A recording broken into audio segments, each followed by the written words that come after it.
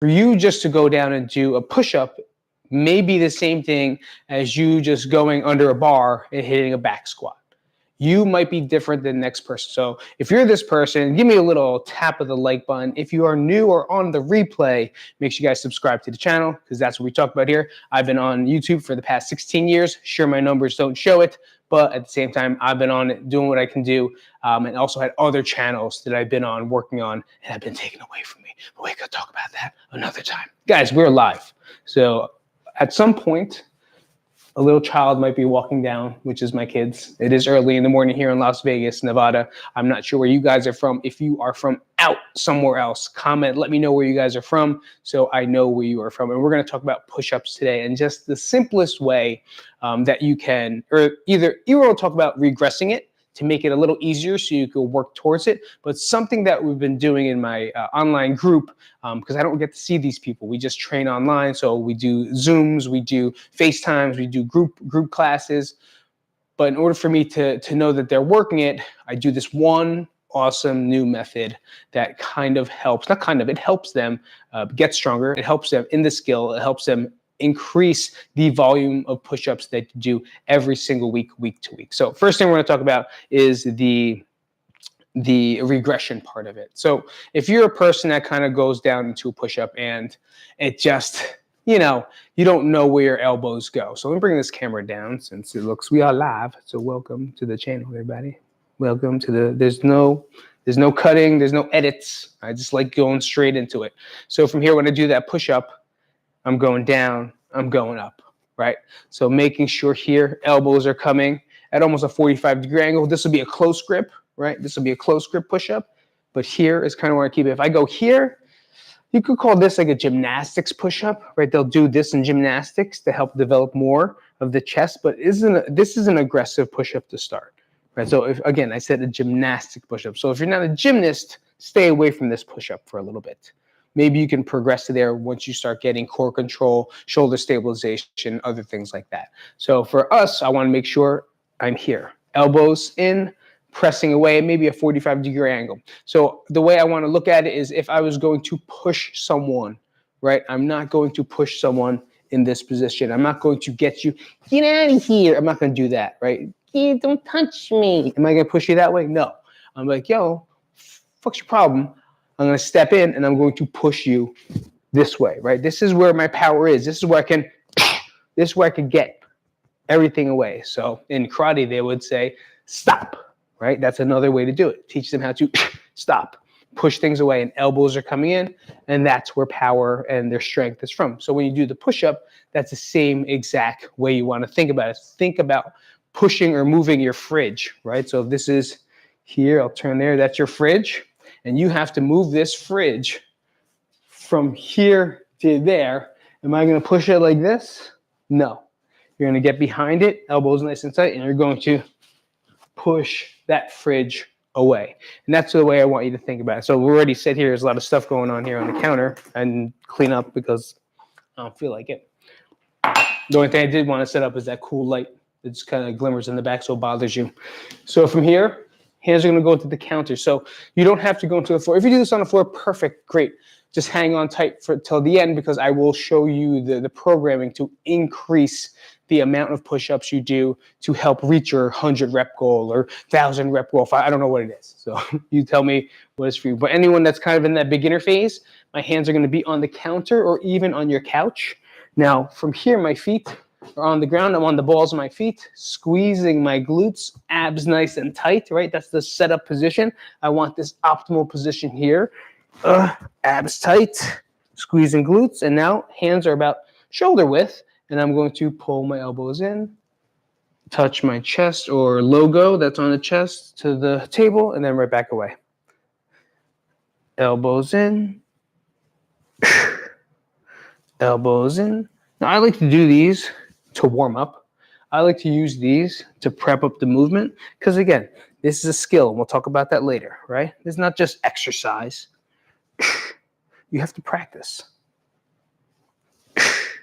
One more rep. Now, I want you to notice two things, okay? First off, we talked about elbows were in, right? Elbows are always in. That's how we can recruit strength and power. Second thing is my tempo. That's another thing you can change in your push-up. So now whether you're on the counter or whether you're on the floor, you can add tempo, right? I always suggest this for beginners because, not even beginners, I say beginners and then intermediate, right? Because we like to get into it and start to get really excited that we could do push-ups. So we start going, a 1, a 2, a 3. So we're just hitting an objective, right? We're not building strength. We're not building muscle. We're not building skill. Adding tempo does that. Tempo means the time under tension. How much time does it take to go down? How much time is set on the bottom? And how much time does it take to go up? So for a beginner, I would go 3, 1, 3. So I'm going to go 1, 2, 3. Pause. 1, 1, 2, 3, 1. That's a long rep. 1, 2, 3. Pause. 1, 2, 3. Boom. 2. And I would do this tempo at whatever is best for about 10 to 12 reps. Right? Or you can set a timer, do a clock for like 30 seconds, 40 seconds if you don't feel like counting, because tempo is hard to count sometimes. But go into those motions, going down nice and slow. And then after that, you can go a little bit more. 2, 3, 4, 5. 1, 2. Nice and strong. 1, 2, 3, 4, 5. 1, 2. Nice and strong. So again, there's different ways that you can create difficulty in your push-up without adding weight or going directly to the floor, or I have to fix this camera again, or whatever it is. Like I said, we're live, so hang on tight. If you haven't been on the channel, make sure you guys subscribe. Make sure you guys get into it. Show me some comments. What's going on over there? There's a lot of stuff on the floor. Gross. Look at that. Move it this way. Hey. I didn't clean up. So that's the one, right? Finding where you're at. Where can you comfortably do a push-up elevated before hitting the ground? Because the ground is always the hardest one, right? If you're learning push-ups or you're trying to master the push-up, well, then learning where you're at first and then trying to progress or regress from there is going to be the point. If you have an issue, comment, let me know, message me, whatever it is, send me a video. I'll shoot you a video back. That's what I do. If you haven't gone to crankathome.com, go to crankathome.com because that's where we have our big community group there, and we teach and we explain and have a full-out program for you guys to work out with to follow. So it's right there if you need one. But if you are here on the channel right now and want to have a better push-up, here's the second thing that you can do, right? And we call it, or I'm not going to say we call it.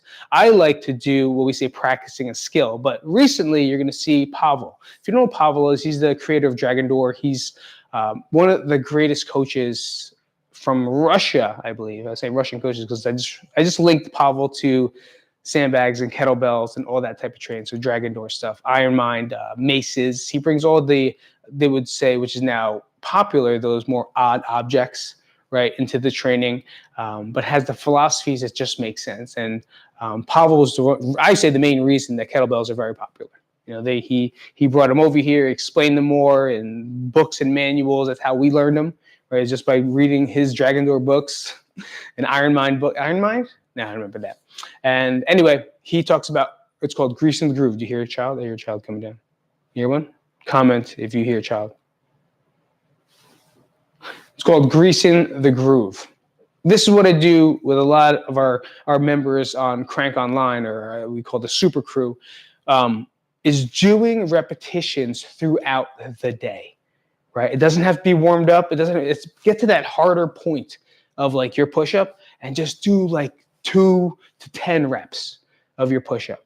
If you're underneath and you're doing, like I started doing 2 movements, I started doing push-ups on the ground and pistol squats, right? Because I really am terrible at pistol squats, so I want to keep practicing the pistol squat based off reasons that I'm really bad at them, from immobility to hip replacement to weak glutes, right? Weak core. So I have these issues too, so I work on it. And greasing the groove means if you're at, into the perfect way to get a workout, because I have a lot of people in the group that just have trouble working out, and having that time to fit it is very difficult for them. So whenever they have time, we do something. So if they have, right now, they're about to scroll on their phone, put it away, and they're going to do 10 push-ups on the ground, 20 push-ups on the ground, get enough push-ups as you can, get to like not a failure, but a sub-failure, and then that's it, you're done. And then if another moment in 2 to 3 hours, you find another, get another set, another set. And then you accumulate your reps throughout the day. Every single day, you're going to perfect the skill. Push-up is a skill. It's not just a movement. You have to learn. You have to understand. Your body has to understand how it works correctly. We're not just going to go in. It's just like throwing a baseball. If I'm going to throw a baseball right here up top, this bang, I'm going to throw. If I don't know how to flick the wrist, if I don't know how to aim with the shoulder, if I don't know how to rotate the hips or the torso, I don't know the direction the ball is going to go. So pitchers throw thousands of reps a day, right? Because they want to make sure the accuracy is there, the feel is there. They're practicing a skill. Push-up is a skill. Squat is a skill. Burpees a skill. Sit-up is a skill. All of this exercise stuff is a skill. You have to practice it every single day, all the time. And when you do so, you're going to find a lot of success in the end result.